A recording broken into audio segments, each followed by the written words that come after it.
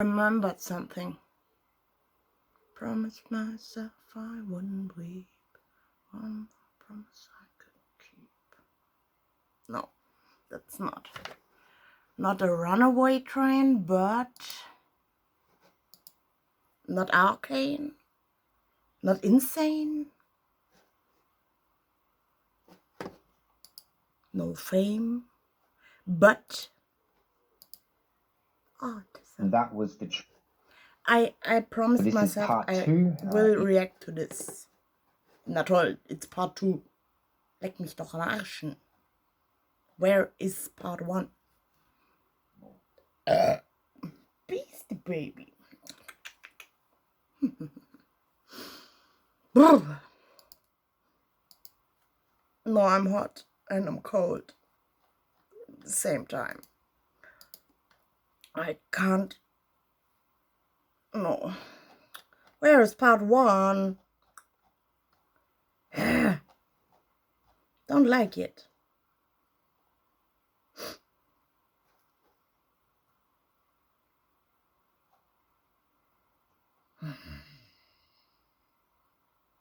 Somehow I can't find part 1.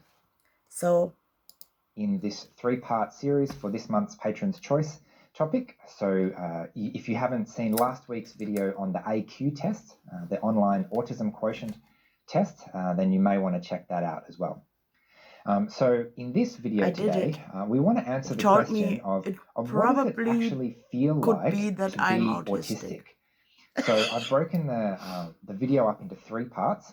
So I'll start with the trouble with external factors and looking at behavior, because very often we look at lists of behavior and symptoms and all of these things to try and tell if someone is autistic, and that can be problematic. So I'll give you some background as to why that can be problematic. Secondly, I'm going to describe for you the inner experience of 3 defining experiences of what it's like to be autistic. And what you'll find is if you really strongly identify with these things, then that's a very strong reason to believe that you might be on the spectrum. And thirdly, if this is you, then what should you do next? What are some next steps that you might want to take? Just keep stimming. Don't forget to breathe. Drink some water. This video is for you if you are thinking that you might be on the spectrum yourself. So sometimes it can be helpful to label ourselves, as I'll discuss later. But very rarely is it helpful to try and label other people. So what is if the spectrum is as non-existent as colors? This will be a really, really useful reaction. Good that I'm talking to myself and probably decide that I can't upload this stuff because I've been ridiculous. Someone in your life is displaying autistic characteristics, then this video might help you understand their experience, but it should not be used to try and diagnose them from afar. If you want to help your possibly autistic friend, probably the best thing you can do is to take the time to get to know them and what they need and help them to accept themselves as they are. Okay, so number 1, the trouble with looking at external factors such as behavior. So the reason I wanted to start with this is because the diagnosis criteria for autism essentially looks at behavior and other externally visible criteria to make an assessment. And while that might make sense for children who are essentially just acting on their impulses, as we get older, we develop more and more sophisticated coping strategies to overcome our natural weaknesses. Right? We learn to mask, we learn to blend in, we learn different ways to avoid certain situations and overcompensate for other situations. So in short, external behavior, especially in adults, does not tell the whole story. Masking is essentially covering up your differences so that others don't see them. It's repressing certain behaviors, it's pretending to be normal, it's doing what you think you should do at the expense of what comes naturally to you. Nonetheless, and I don't mean sometimes doing what you should do instead of what you'd like to do. Everyone masks sometimes. I mean, all the time. So it's actually possible to mask for decades and not even realize that you're masking. That's So it's happened to actually me. quite a common experience that after receiving a diagnosis as an adult, your friends and family might tell you that you're suddenly being more autistic and you never used to do this and you're only doing this now because you've... My mom is telling me that I'm... what are the English words?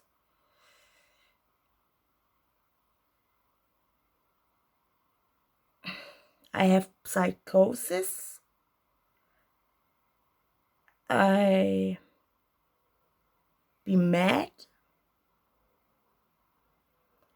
Would be Wahnvorstellungen, madness, things you experience in psychosis. But she also told me this when I was 12 years old.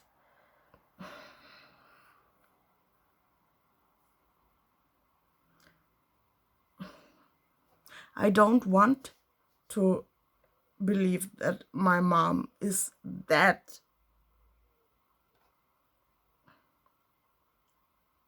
ignorant. Somehow got it in your head that you have autism. Whereas actually it's always been inside. You've just been repressing it the whole time. So if you are those friends and family, it's important to recognize that the Always person until is the meltdown. trusting you with showing Realize showing you a side of meltdown will themselves get that they've punished, been so hiding shut for down. Most of their life Is because that they what I'm didn't trying think to it was avoid by appropriate to now? be themselves.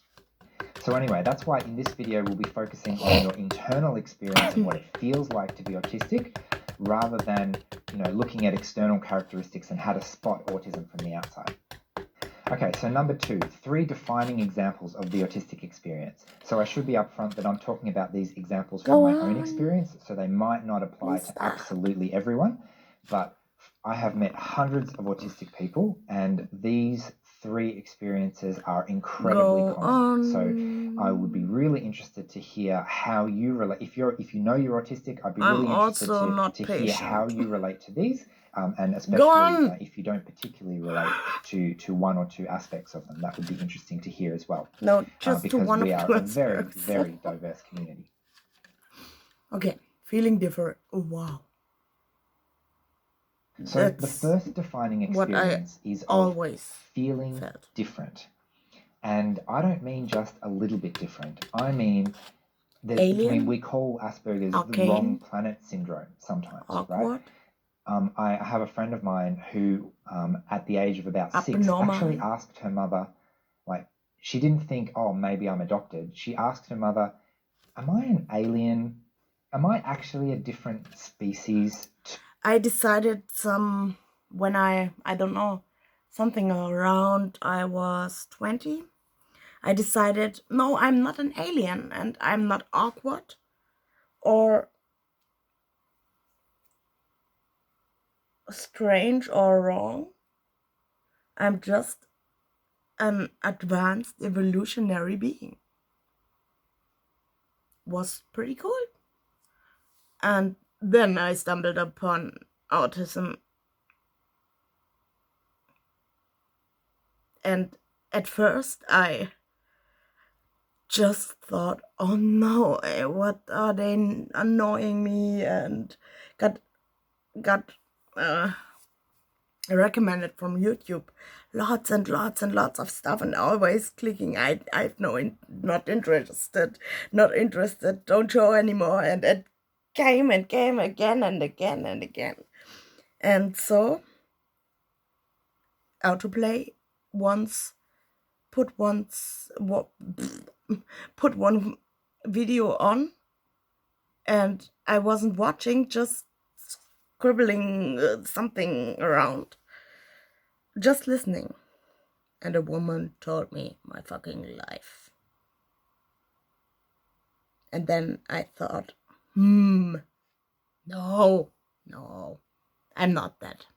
I know the movie Adam. I'm not like that. Not in any case. But it stuck in my mind, and then I was too curious and had to type it in, look some videos, try to find the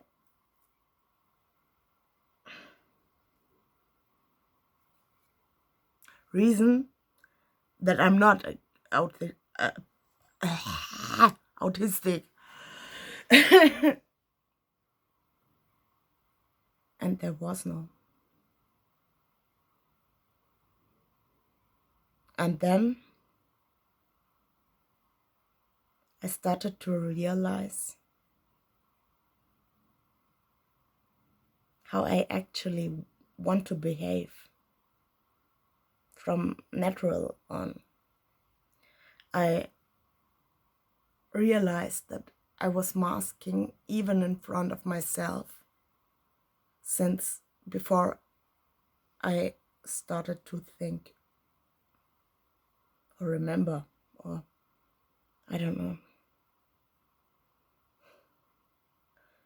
What did someone need to say to a baby that the baby does feel I have to play someone else because who I am is wrong? What the fuck is wrong with this world? To all of the other kids in my class, because I just don't seem to have anything in common. I can't relate to them. And as an adult, you know that no, we are part of the same species, we're just different. But as a child, that was actually, she actually thought that was a legitimate possibility, that maybe she was an alien and no one had told her. That's how different she felt from her, I was from arguing with myself in my head. Another example of this is if I go to the park and I see... Second, I always had, not always, but since I was 9 years about old, I had this constant fighting in my head between the strong one and the weak one. Later I called it the normal one and the lesbian one.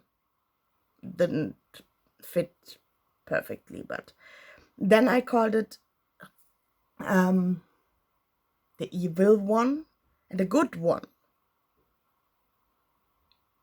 And then I called it the strong one and the weak one.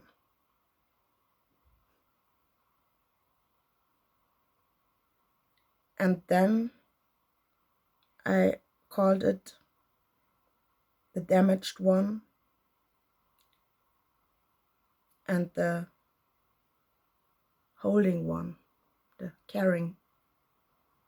And by now I'm struggling because the strong holding one feels damaged and weak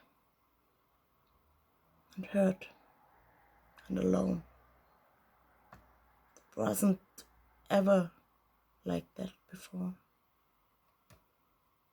Just after I realized that every part of me is myself and I love who I am and I never would want to change it. In any case,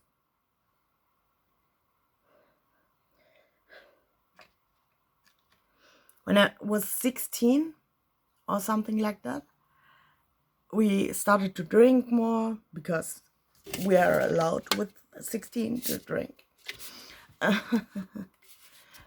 So I got drunk pretty often at weekend, and soon everyone was getting annoyed because I always, when I started to be drunk, was starting to cry and telling everyone that basically no one knows who I am, and I am not who I be. I couldn't comprehend it, but of course I'm still undiagnosed, but if there would be something like masking, I've argued with the mask all my life without even knowing it, because the mask was who I am, and I am who the mask was, but just part of it.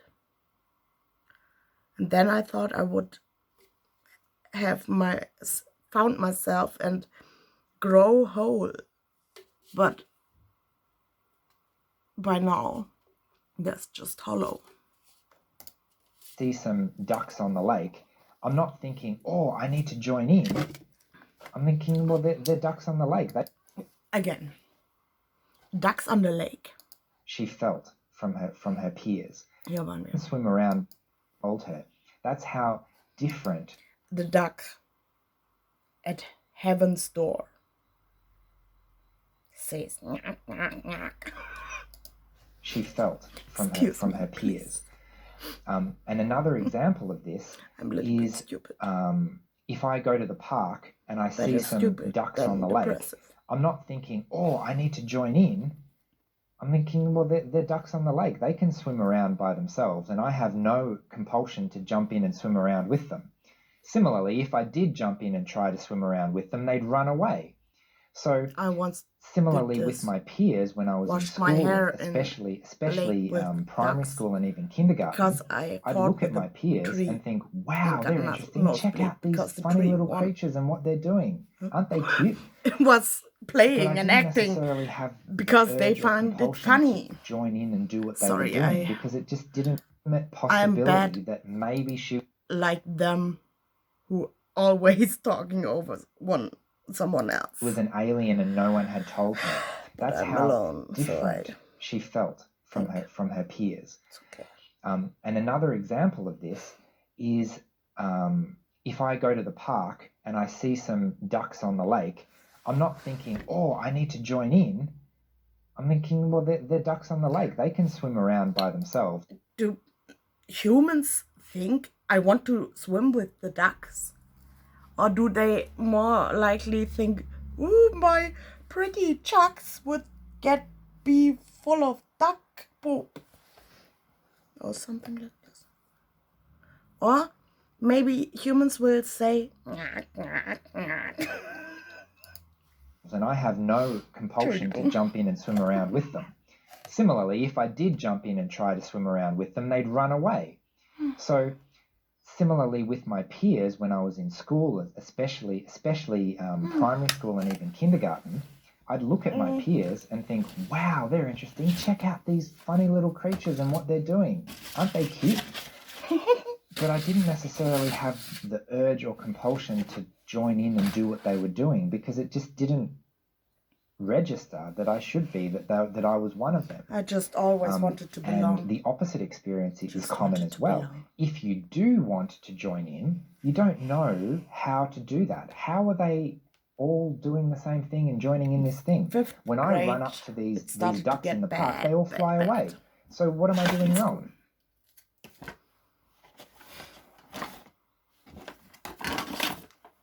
So a second defining experience is of not being believed. And this relates to the first one quite significantly in the sense that if I am so different in one particular way, when I share that difference with others, people think I must be joking. So what are some examples? If I hear something that other people don't hear, they think, I didn't hear that, you must be crazy. If I smell something, or other senses that other people don't, or if I'm affected by something, it's very hard for people to believe that I have trouble reading, right? That I can't see when the sun is shining. I cannot look because I have to always squint through one eye because it's too much light. This started around puberty.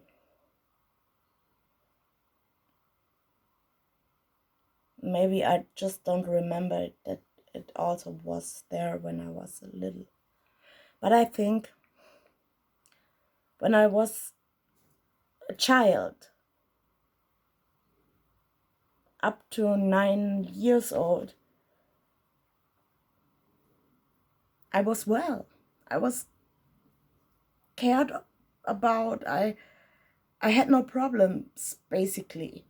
But with 7 years, my best friend I was raised up with, the first years, she was like a sister, moved away, didn't care about being often in contact. So lost my sister. But no one talked about it like I lost my sister, but Tony just moved away.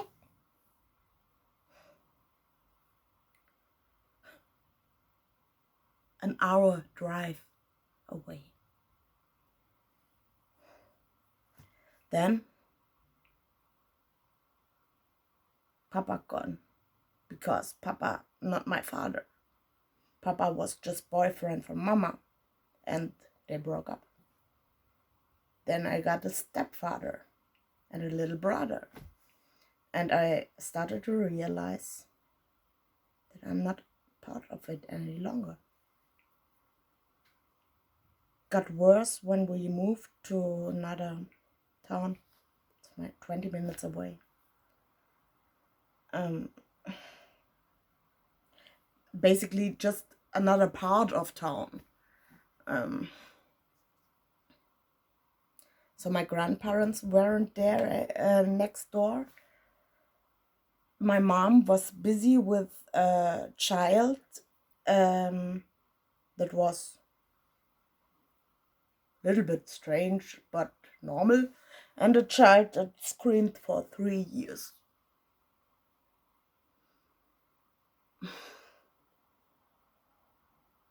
I miss my little brothers when they were little.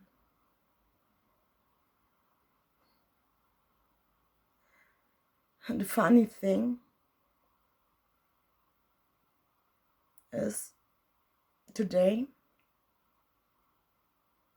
the only one from I don't feel like being rejected is my little autistic brother.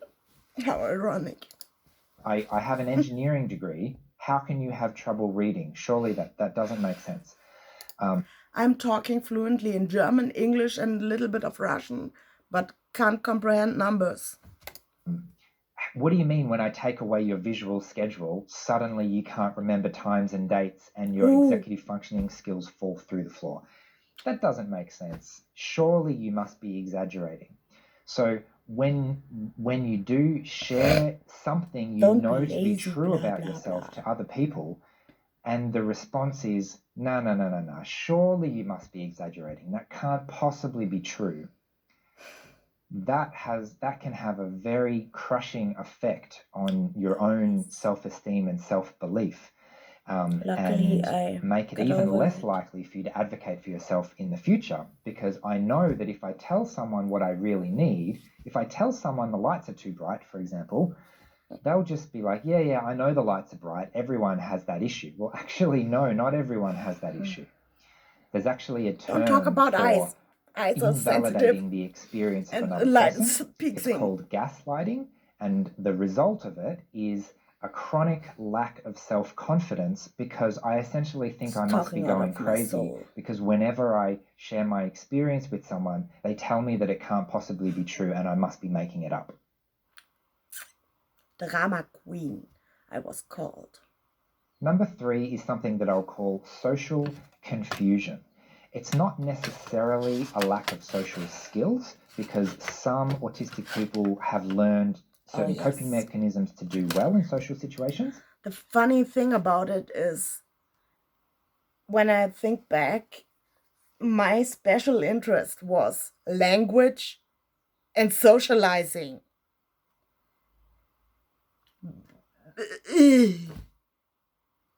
This can't possibly be. You can't be autistic. I believe this will happen when I try to get a diagnosis.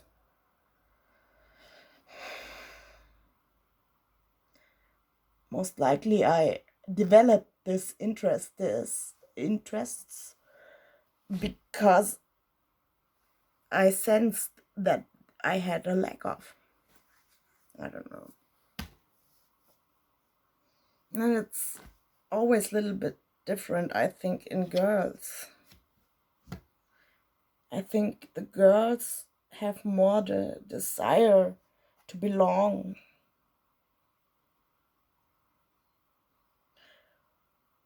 When we played mother, father, and child, I was either the dog or the cat.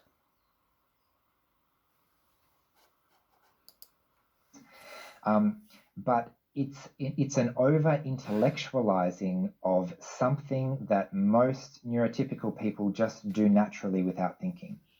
So I'll give you an example. When I was in high school, one of the things that I just... Sorry. Social confusion. Number 3 is something that I'll call social confusion. It's not necessarily a lack of social skills, because some autistic people have learned certain coping mechanisms to do well in social situations, but it's an over-intellectualizing of something that most neurotypical people just do naturally without thinking. So I'll give you an example. When I was in high school, one of the things that I just couldn't figure out how to do was how to walk with a group from this class to this class. How close do you get? Do you walk in front? Do you walk behind? Can you talk at the same time? Behind. There's never any space. What do I do? Always a little bit of I got a feeling that most of the other kids in my class didn't spend most of their time thinking and worrying about how close they were standing to people and how to walk with the group without feeling like you've been left out of the group. And that's an example of how I'm trying to solve this social problem intellectually, and I'm overanalyzing everything that's happening.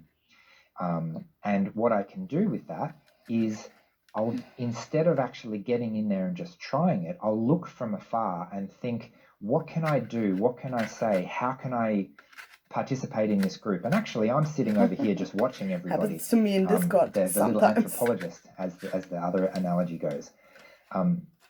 And then what happens is when I do actually make contact with this alien race and try and interact with them, suddenly it's so distracting and it's so overstimulating that I lose my ability to remember all of my preparation, and I still call me something different than human.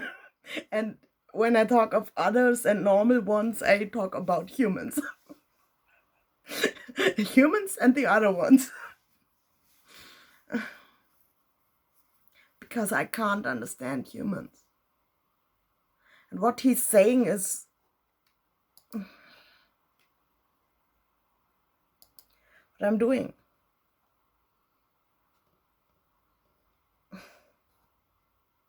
Say, how can I participate in this group? And actually, I'm sitting over here just watching everybody.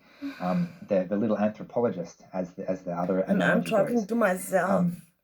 And then what happens is when I do actually make contact with this alien race and try and interact with them, suddenly it's so distracting and it's so overstimulating that I lose my ability to remember all of my preparation, and I don't go very well. And then afterwards, I'll analyze it again. It means that in the moment, it's very confusing. And in the moment, it's very draining because I'm constantly looking out for what's happening and trying to figure out what should I say next. When someone says, "How are you?" what are they looking for? And so that's why a lot of autistic people learn coping mechanisms like scripting, for example. An undiagnosed autistic friend of mine the other day, I said hello, and he said, "I'm good, thanks." Right? That's because they're like, "Oh, someone greeted me. Oh, yeah, I'm good, thanks." Once a good friend said, "I love you," but not "I love," sondern "friend love." And I said, "Thank you." And then she got disappointed. But in my mind was, you say "I love you" just to your love. Because in German it's not "I love you," sondern ich liebe dich ist I love you und ich hab dich lieb ist the friends and stuff like. I don't know. But I wanna laugh and don't want to sing. I'm not actually responding. I'm responding to my habits of what I can do to get over this situation. Now, this won't always be obvious from the outside. As I said before, masking, camouflaging, faking confidence, it's actually relatively easy to do. And well, for some of us, it's relatively easy to do, but it's exhausting to do at the same time.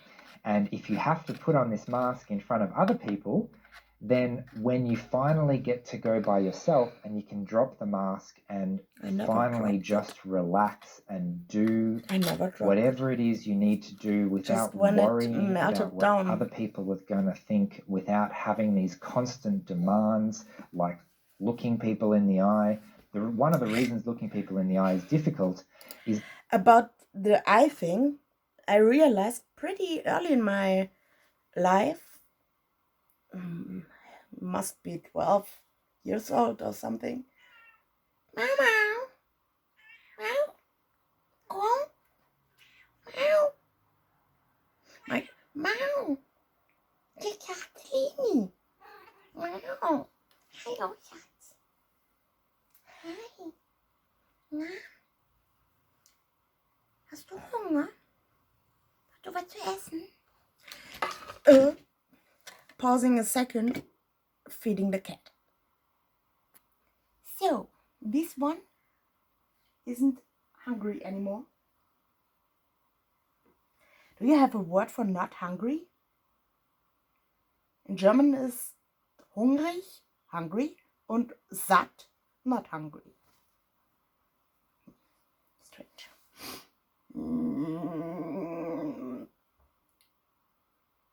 I was inside a train at night. No. I was talking about the watching in the eye. I realized that if you want that the humans don't look you in the eye, you just have to stare their eyes and they will look away. I even win the staring contest with my Schnuffer, the baby. But beauty could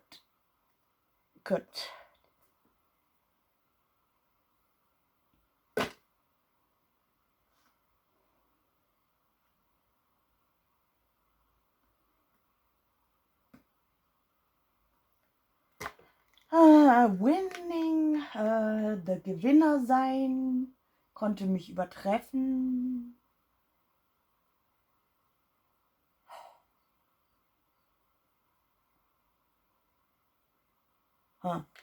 Beauty was better than me. She could stare.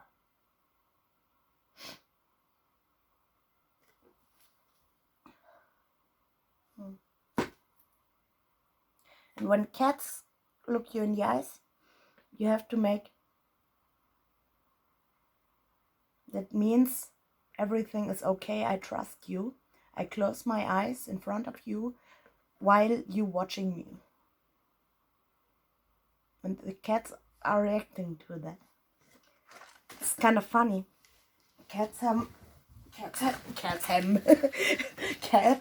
have another language. When I, for example, point to something, Beastie won't get it. But when I do this and show her where she should look, this is working. Also, calling her, come, me, come, doesn't work, but I need to show you.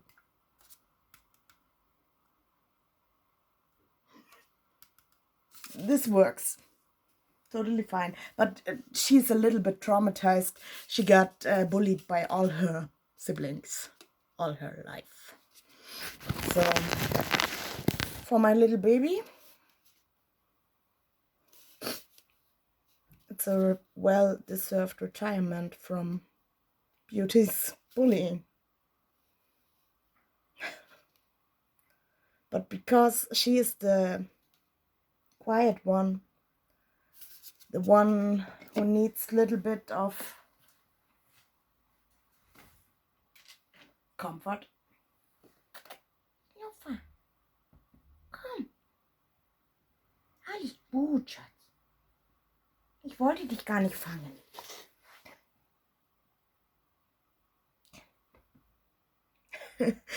Now she's thinking I might trick her, want to grab her and put her under the shower. Happened to her once. Not with me, but with the one. Don't hold this. Popo. And with dogs, it's when the cat shows her back, the dog wants to sniff, but the dog isn't allowed to sniff the beastie baby because she has the better weapons. Okay, my cat. Oh, my baby. But Beauty, I could put my head on top of her and she would love it. If I want to do this with her, she will run away because she's scared. And if I'm talking while I'm laying on top of her, it's totally suspicious. I don't know. I just don't look in the eyes when I need to really concentrate on what I want to say. But while the humans are talking to me, I'm making eye contact because I want to see how they're feeling. Because somehow humans can't say what they mean. They have to talk in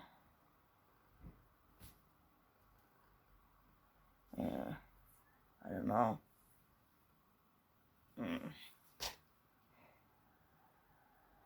Whale language. No, I don't know. I have hair in my eye. I wanna cry, but I don't allow to cry because my eyes could die. Because when someone looks you in the eye, they're expecting you to know exactly what they're thinking and feeling and respond to that with your face. And that's really difficult when you're not sure what the other person is thinking and feeling or how to respond. Learned. Okay. Anyway, I've probably gone on enough with that. These were supposed to be short examples. But the weird thing is, I have so much practice in how I should move my face, when I should do what, and when to make a smile to indicate sarcasm and so on. But they don't get it. I don't know. It's like I'm being over the top with it so that it's pretty much clear.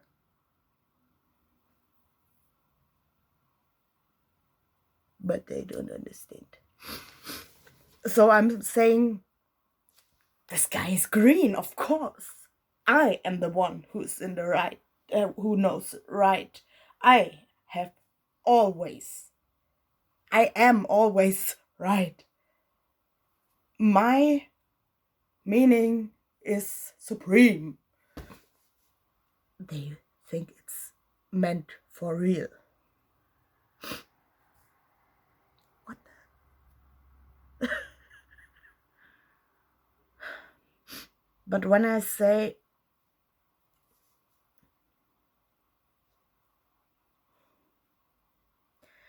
please, can you try to not interrupt me within every sentence, because I forget what I wanted to say, and then I have to track all the thought process back to get. I've given up. Meanwhile,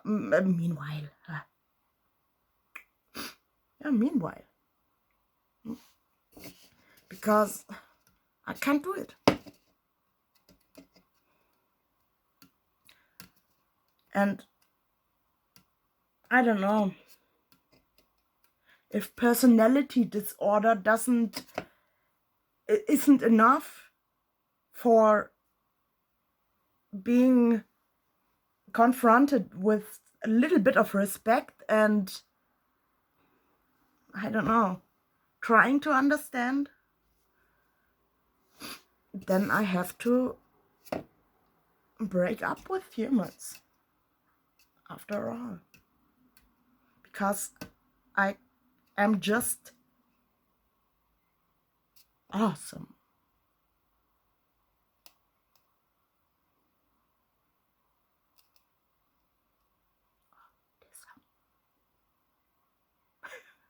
I think the humans are those who I'm talking about humans, yeah. You know, I mean neurotypicals and autistic or neuro weird. I know that's not. And humans who don't know me think I'm stupid when I'm talking like this. But I'm talking like this because everything I actually want to say won't fit inside the gap where I am allowed to talk. So I start to be ridiculous.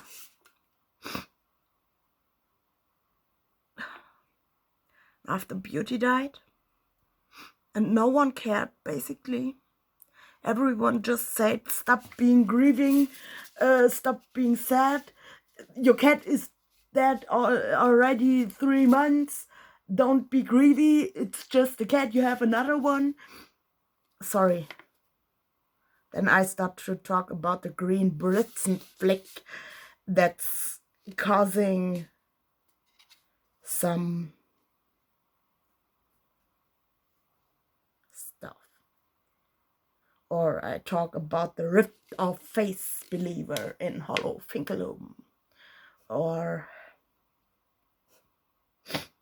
I start to sing.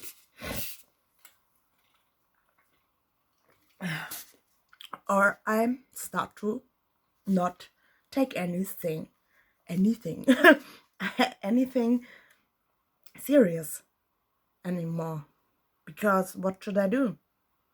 Trying to track all of the different topics they are switching and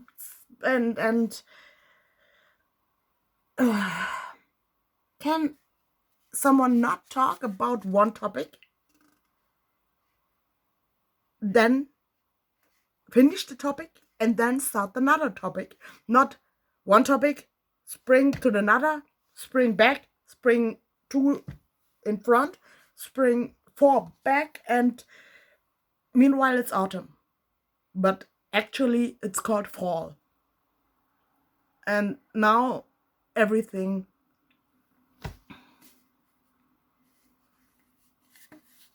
is a Britzenflick after all. Knowledge that probably every human being has experienced some level of these things at some point in their life.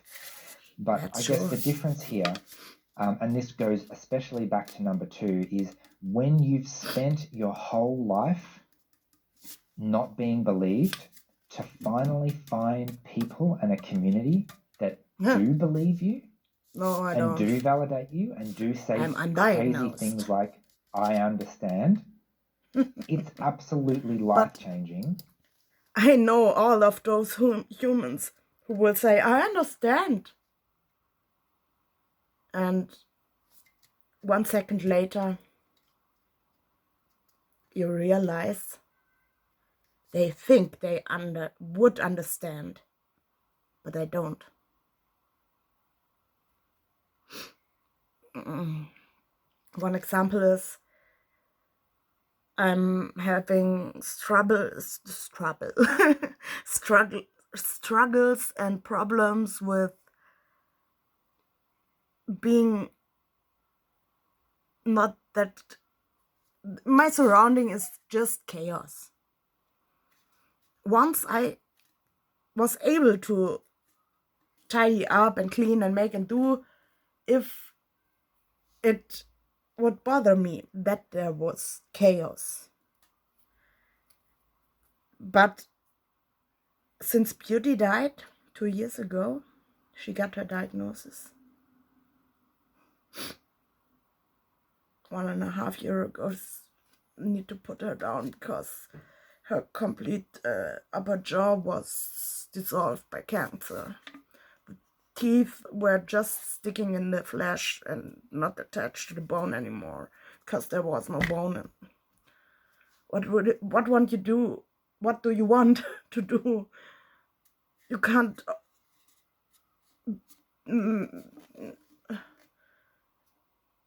remove the bone here.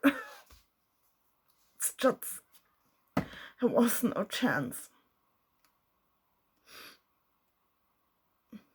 I want to die if I think about it, so I stop now. But since then, I'm just, my energy level is just from grief drained down that much that there is basically not a great amount left. And it happened that there was a stinking bug.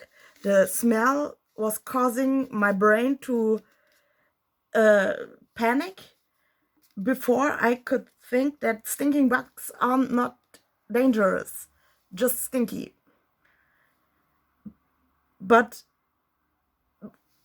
because of the smell, I got this fight or flight and stress and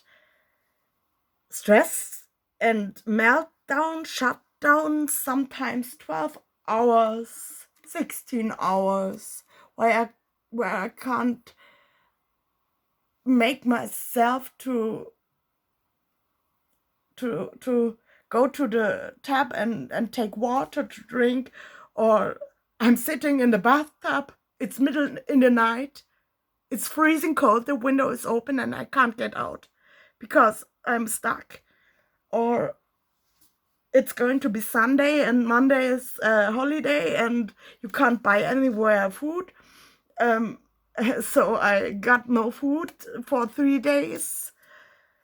The only thing I always can do is care for my beast. But caring for yourself, when actually you just want to hit yourself, kill yourself or something else. And nonetheless,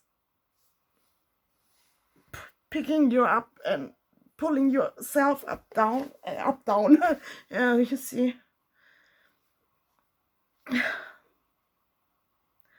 And everyone just thinking I'm afraid of stinking bugs, or I'm just too lazy, or I'm not able to make orders, or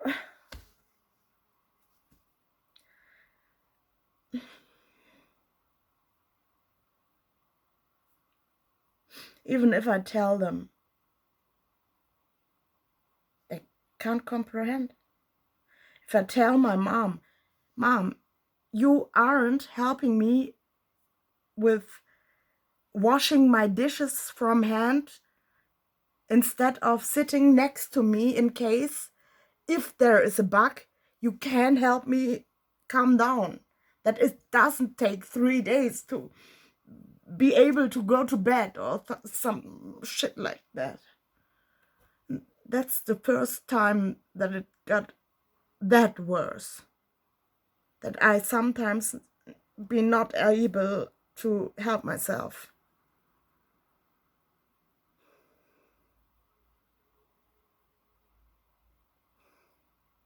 My beauty, when I got stuck, she came, screamed at me, meow, and hit me in the face with her claws or something. Once I was crying, then she came and really my head, not with claws, but saying Stop it, stop it, come klar, get clear, come back up. When I'm crying and stressing, my beastie will run away and hide because she's afraid. And I don't know what to do. I can't even call anyone to talk it. Once my shoulder got dislocated while I was doing this, and then I fell down backwards into the bed. Now I laid there 3 hours with dislocated shoulder, not able to move, and got up and again. So I reached with my foot somehow to my phone, called my mom because I just needed someone to help me not to go crazy, because it was the worst pain I've ever felt. My mom felt helpless, got angry, screamed at me that she needs to help, so she will come and look after me. And I just had needed someone who helps me until I sit. When I sat, I smoked a bong. Then she was already here. The shoulder still pain as hell, but instead that she helped me to breathe, relax, try to a little bit of loosening the cramps around it. Instead of that, she called an ambulance. The ambulance forced me to sit with the other arm in the air while they tried to put a needle in it, in case they have to put a painkiller. And I asked, what do you want to give me? And they said, yeah, fentanyl. And I said, no, are you insane? I don't want fentanyl. Even if I had the 10 times the pain. An opioid addiction is not what I need. And because of this, I told them I had consumed amphetamines 24 hours ago, and maybe there's something left in my body. I was on my sleeping medication already. I was going to bed while it happened. And I tried to be calm. I tried to be nice. I tried to be understanding and thankful for the help and blah. But it hurt so much in here. It hurt, and everything got cramped and cramped and cramped much, much more. The guy couldn't put the needle in, so he called another one. Then a woman came. The woman was annoyed by me being in pain and just staring the wall, telling her how I'm feeling, trying to not break apart, trying to stay. And it all ended that she screamed at me that she will call the police because I'm not zurechnungsfähig.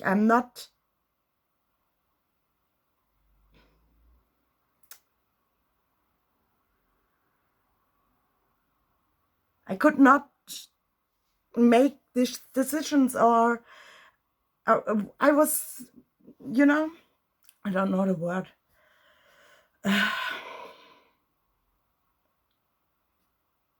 And all of that because I wanted to take my medical cannabis for pain and not fentanyl.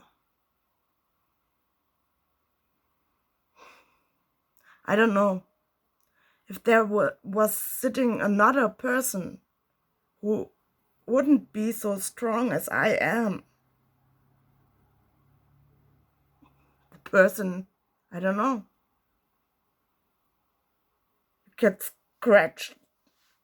If I had just a little bit less strong, they had to scratch me up from the floor.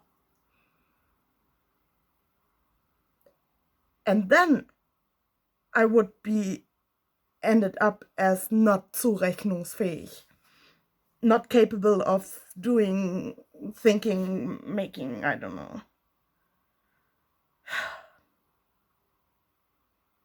And it makes me so angry because I was complete clear. I was talking calmly. I was talking respectfully.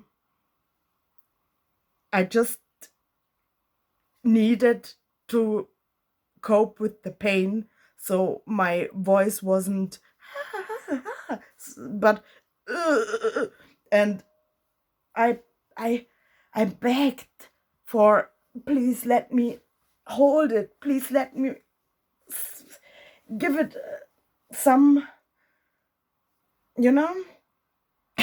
Sometimes I lose words. I don't care, but I had to sit this because they want the needle. And they wanted to forbid me that I smoke my medicine, that I got prescription from my psychiatrist.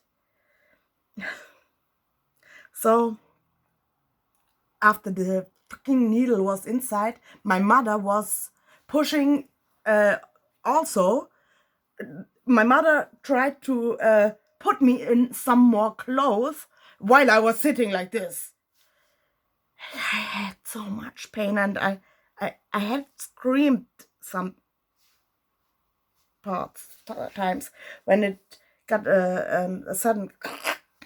It was. Don't want to feel it any time again.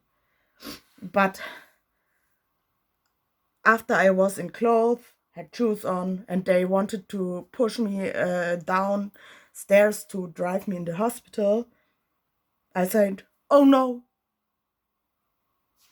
I need to poop.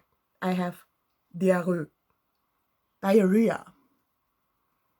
I have to go to poop. Instead, I will, when I don't go poop, you have to poop in your car." And so they let me go to the bathroom. I took my bong, smoked the weed, get a little massage, relaxed finally, could breathe, could stand a little bit, could just loosen every cramp a little bit, and it plopped back in. When I was sat in the ambulance, it wasn't any longer dislocated. So in the hospital, the guy who drew the Röntgen, what do you say? I don't know. The scanning, the guy said, there is nothing dislocated. This couldn't have been dislocated shoulder. I have problems still from it. It's over a year ago.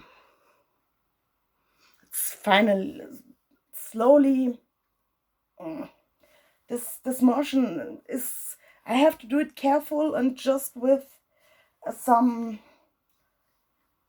back holding, because it could any time just bloop again. And I was stupid.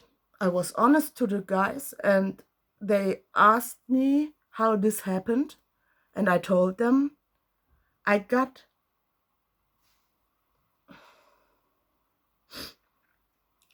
a friend living with me a little bit before that, and nothing. You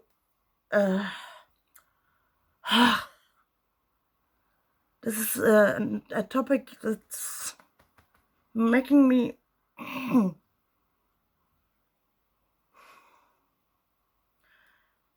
the friend wasn't the reliable one, isn't.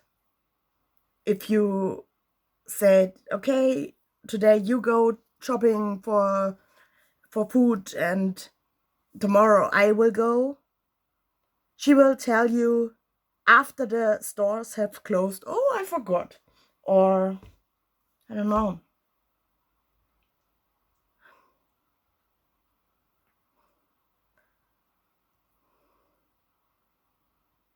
I should lend her some money or some medicine, and she wouldn't give it back. And I sitting there without my medication and the grief of my cat and loneliness because she had to go to a concert and make party for 3 days. And after a month of this, with nothing be able to talk about and make nothing worked. And she made noise at night. I have neighbors. Then she screamed at me and got and played as if she would be the advanced and try to bully me. And that's when I snapped. And I punched her in the face. Once. The first time ever that I punched someone with a fist. This motion was the cause of everything at first. This motion made my shoulder dislocate. So, what do you learn from punching someone? Don't punch someone. It hits you back twice as hard. But it was during the arguing and during the fighting, so I laid down somewhere and tried to fight off. And adrenaline doesn't make me realize how bad it was. And it got snapped back in pretty soon, actually. But after I pushed her out, told her, go live with your mom. After that, I stretched a little bit. Yeah. That was the time when I learned I can't cry for my mommy because my mommy would scream at me. Don't care of what I'm saying. Talking over my head. And another thing that makes me really angry, not that it happened, but that she can't understand why it was wrong. She greeted the fucking ambulance guy with, hello, this is my daughter, she is mentally ill. Of course they didn't take me seriously when that's the first thing is she saying. And I wasn't allowed to say, please, I don't want your hurting help any longer, because they want to call the police, because I wasn't clear in mind or something. I was the most clearest, even if I was the patient. And it's so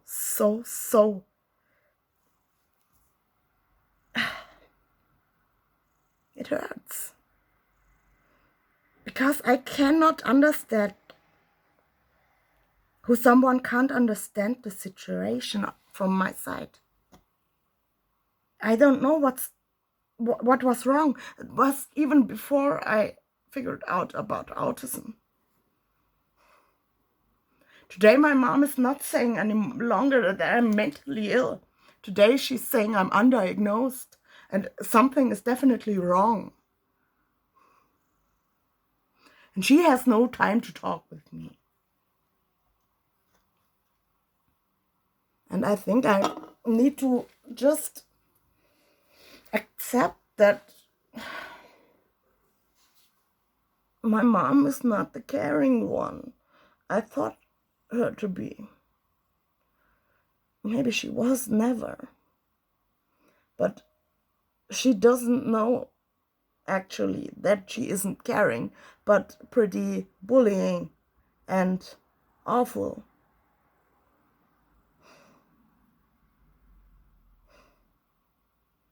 And because I'm not allowed basically to talk everything I want to talk, because I got interrupted all the time. And I tried with letters, I tried with WhatsApp, tried with voice messages. Now I'm trying with YouTube, but she has no time to look this. She has to work, and she has hobbies, and she has friends, and she has 2 other sons and a husband. And I am actually soon 30, so a mom should not have to care for her child when the child is 30 years old. And I'm thinking, if I had a child, it would be clear from the moment that I would find out that I'm pregnant, that this will last a lifetime. Fuck.